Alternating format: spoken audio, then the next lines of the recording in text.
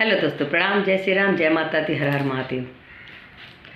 दोस्तों, आज एक बात करना चाहते हैं। बहुत दिन हो गया आप लोग से बात करते हुए। कभी जीवन में 3 चीज़ का घमंड नहीं करना चाहिए। एक दौलत पर, एक खूबसूरती पर और एक इज्जत पर। 3 चीज़ पर कभी घमंड नहीं करना चाहिए कि हमारे जैसा तो कोई है ही नहीं। क्योंकि दौलत ही एक झटके में चला जाता है। दौलत भी जितना ज़िंदगी भर बना के रखो, लेकिन जब इंसान के अंदर अहंकार और ईगो,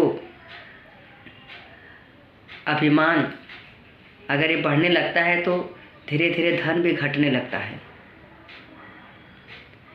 जो कि उसका हिसाब कोई इंसान नहीं करता है, वो भगवान ही करते हैं।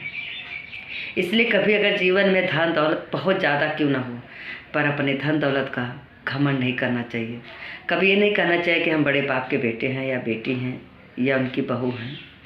अपने जीवन में कभी भी धन का घमंड नहीं करना चाहिए, क्योंकि भगवान एक झटके में ही जैसे देते हैं वैसे झटके में ले भी लेते हैं।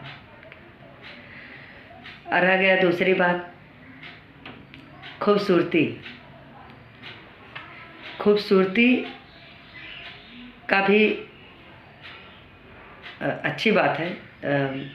बहुत ऐसे लोग होते हैं जो बहुत सुंदर होते हैं, अच्छे होते हैं, पर कुछ लोग अपने सुंदरता पे बहुत घमंड करते हैं, जबकि अपने सुंदरता पे घमंड नहीं करना चाहिए।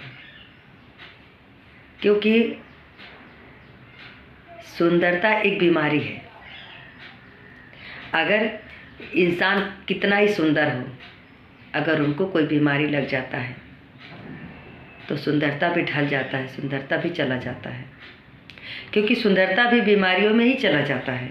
इंसान चाहे कितना ही खूबसूरत हो, पर अगर उसके शरीर में कुछ तनी लग गया तो इंसान खोखला हो जाता है। तो भगवान किसी दुश्मन के घर में भी ऐसा किसी के घर में ना हो कि कोई बेचारे अच्छे हो, सुंदर हो, तो सुंदरते पे नज़र लग जाए। फूल की तरह हमेशा, कमल की तरह हमेशा खिलना चाहिए।